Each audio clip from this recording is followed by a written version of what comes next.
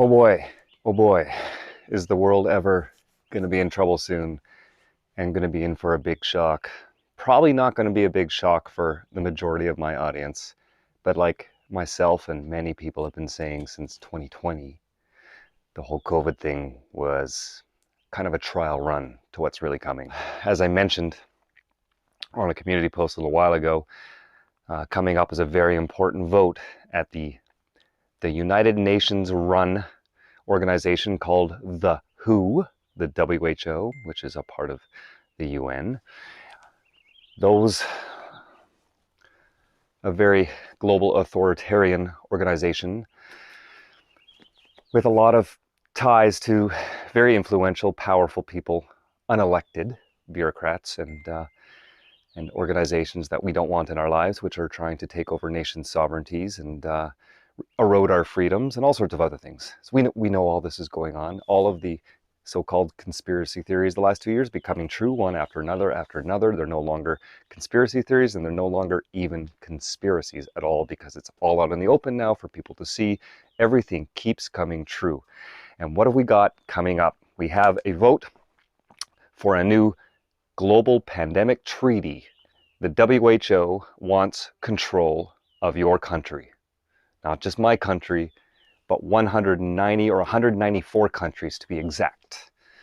And all the Western free nations, Canada, USA, UK, Australia, you name it, you know it's coming. The World Health Organization meets on May 22, and on the agenda is a potential pandemic treaty which would allow the WHO to direct countries in how they control pandemics.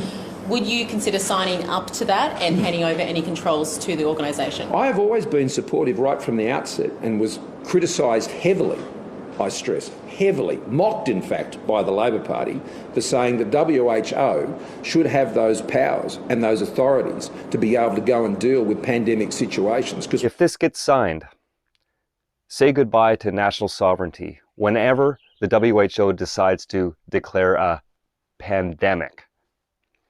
Whether real or not, whether dangerous or not, whether it's man-made, whether it's a natural virus, doesn't matter. All they have to do is declare a pandemic, and they can order a nation to follow their governance. So your prime minister, your president, doesn't matter. They're not going to have a say anymore. If this goes through, the WHO will be able to, it says right in the regulations on the treaty, they will be able to mandate that countries enforce lockdowns, quarantines, forcible removals, forced testing, forced vaccine passports. The list goes on and on.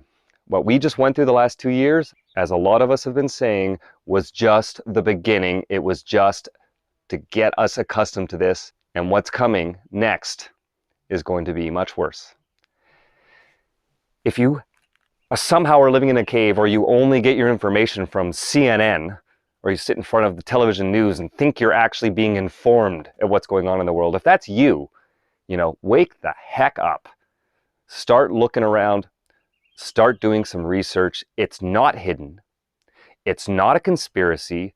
It's out in the open. Anyone remember voting for the World Health Organization to take control of our lives? No, me neither. And yet here we are, teetering on the brink of joining most of the countries of the world in surrendering our national sovereignty under the terms of a proposed new pandemic treaty. Once British ink is dry on the necessary paperwork, we and most of the rest of the billions living on planet Earth will, in the event of another pandemic, take our instructions not from politicians we actually voted for and could, hypothetically at least, have the option of getting rid of, but from the unelected, faceless bureaucrats of the WHO. This is no conspiracy theory, by the way. No tin hats required. This is real and happening now. And a whole lot of people would rather you weren't paying attention. The WHO is a fabulously wealthy offshoot of the United Nations. It has its head office in Geneva and is presently headed by Ethiopian-born Tedros Adhanom Ghebreyesus. Know much about him? No, nor me. He and it are funded by 194 member states and also by donations from private entities. As things stand, most of its money comes from the United States of America, from communist China, and from computer salesman and international man of mystery Bill Gates. Let us remember that for the past 2 years, the WHO has loudly celebrated the approach taken by China to the handling of COVID-19. Even now, as tens or perhaps hundreds of millions of Chinese citizens remain locked in their homes in scores of cities across that country, and after unknown numbers have died in those circumstances, including some who committed suicide by leaping to their deaths from their tower block imprisonment, the WHO continues to applaud the tactics of the Chinese Communist Party that is its benefactor.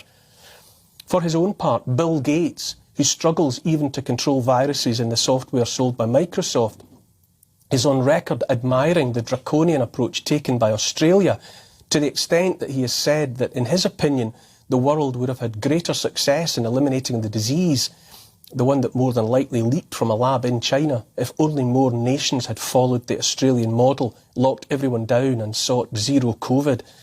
Now we in Great Britain, without so much as a by your leave from our leaders, and along with around 95% of the world's population, must contemplate a future in which decisions about what we will be ordered to do in the face of another pandemic will be taken by the unelected, unaccountable bureaucrats of the Chinese Communist Party worshipping WHO under the unseemly influence of a tech billionaire with no more qualifications in the fields of medicine and disease control than I have. We have big pharmaceutical companies like Pfizer, you name it, all in bed with the WEF, the World Economic Forum, who's pushing for all sorts of change. They want to get rid of capitalism, they want to get rid of cash, they want a digital controlled society. We all know that's going on, and they're trying to use COVID as the excuse to push this stuff in. Now, they're on board with all of this as well.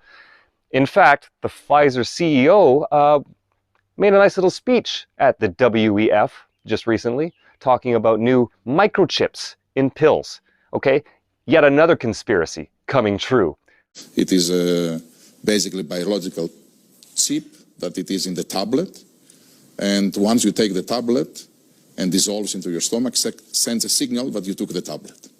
So imagine the applications of that, compliance, the insurance companies to know that the medicines that patients should take, they do take them. It is fascinating what happens in this field. Imagine the compliance, he says, if we're all forced to take these pills and they can track whether we took them or not. Oh, wonderful. What a wonderful future. Oh yeah, that's just going to be great. Get out there on social media, get out there all over the internet, start spreading the information. It's widely available. Just look up the hashtag #StopTheTreaty. Wake your friends and family up, because the last 2 years is going to seem like nothing if this goes through.